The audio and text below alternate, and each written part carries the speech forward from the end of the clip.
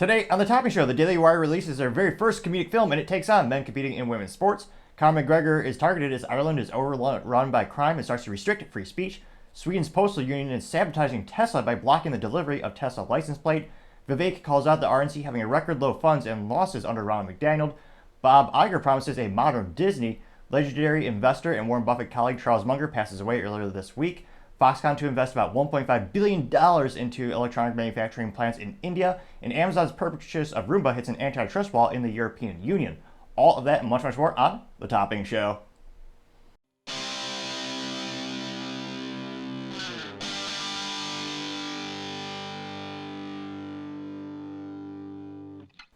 Thank you everyone for taking the time to tune in today. Today's episode of Topping Show is sponsored by Topping Technologies. Topping Technologies is an IT value-added reseller and services company with a special proficiency in IT security. Heck, I see their founder at least twice a day. Guys say he's quite handsome and brilliant. He's me, you see, that's the joke. If you're an IT leader or a business owner, you can reach the team at sales@toppingtechnologies.com. We're also trying to get to 4,000 subscribers by the end of December, so if you could click that button, I would greatly appreciate it. Now, going over to the business part of the podcast, you have the CEO of Disney, Bob Iger, claiming to come out with a modern Disney, quote unquote. Now, this as the company continues to just bleed, fiscally speaking, as well as morally, many people would argue, and they just lose money every time they make a film.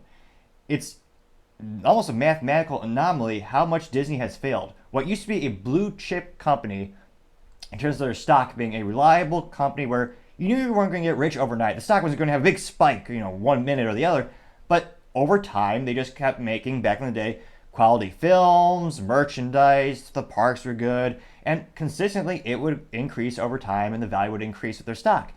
But then they decided to shoot themselves in the foot, though perhaps some might argue not as bad as Ron DeSantis' campaign shooting themselves in the high-heeled foot with their ineptitudes with their marketing.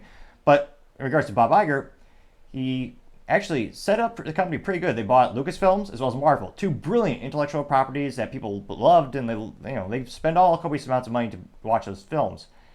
And then he gave the reins down to Bob Chapek, who proceeded to drive the company to the ground, increase the amount of political crap that they inject into these films, and they've been losing money on films ever since. And truth be told, Bob Chapek also ruined the parks in many ways, because he took away benefits from traditional membership holders at the park, increased the rates, decreasing how much value the consumer was getting. So they seem to pretty much make everything worse. Now, Bob Iger is coming out a couple days ago, and this is coming from their town hall, and he acknowledged that, there's more challenges than we expected when he took over the reins. That was last November 2022. And he says he's, quote, ready to build a, quote unquote, modern version of Disney.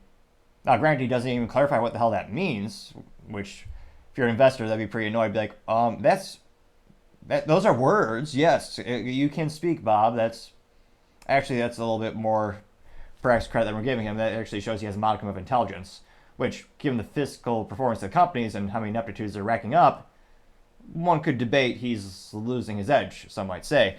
Now, he also said, quote, I don't think everyone would run a story that everything is being sold, which is not in the case, unquote. Which, there's a lot of rumors that they're going to be spinning off their broadcast, the traditional, TV networks, ABC, the Disney Channel for 18 people to still watch it. Then they, of course, one of the few cash cows is ESPN, though precipitously they're making profit on that channel, but it's decreasing over time. Again, I think a partial result because they inject politics into something that used to be a very apolitical thing. I mean, everyone used to turn in to watch sports balls and wasn't really much of a controversy.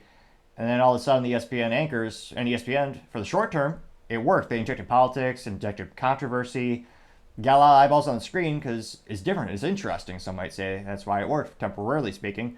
But long term, all the hardcore sports balls fans, they started to tune out of ESPN and look at alternatives that focused on their core competencies, which is sports balls and analytics, statistics, all the fun history of the sports balls leagues. So Bob Iger's saying, we're going to modernize it. Well, does that mean you're going to lean into your streaming platform, which has not reached profitability yet? Don't get me wrong, it's on track, but they're still bleeding billions on that initiative.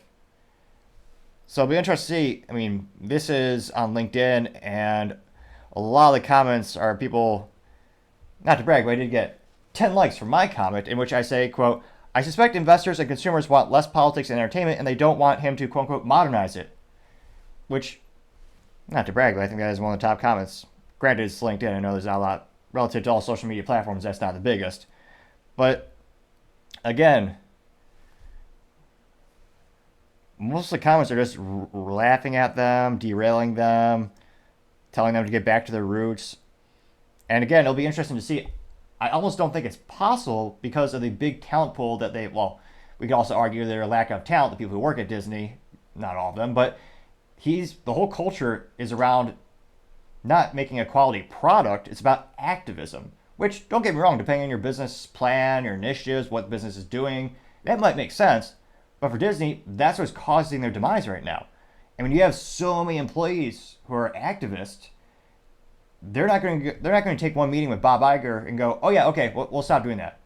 It's not going to happen. This is why there's also a hostile takeover at Disney. Activist investors on left and the right side of the political aisle are increasing their stake into the billions. One investor has about $2 billion of their stock right now, and they're arguing to get seats on the board of directors, which is going to be a huge influence on the company. So there's a battle at Disney. Let me know in the comments, can it be salvaged at this point? I mean, again, every film they release just loses money and injects more political BS into it. I can't help but see them. I can't fathom how they can pull out of this nosedive as the competition is actually ramping up. I know Daily Wire just launched Ben Key, which is their children's subscription model where you tune in, they watch children's shows that don't have politics injected into them artificially. So they're creating their own competition, and some of the consumers that have left Disney, they're not going back. Very similar to Bud Light.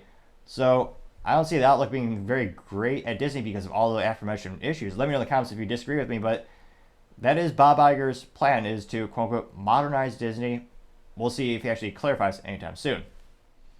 Thank you again for everyone taking the time to do it in today. Again, we're trying to get to 4,000 subscribers by the end of December, so if you click that button, I greatly appreciate it. Also, leaving a comment is a great way to help me learn and how things I could be improved better, including my speaking aptitudes, which I'm slowly but surely increasing on and getting better at. Some might say it's because of my theory of when you click the subscribe button, it helps with that. I'm not a doctor, but just saying, it's worth trying out.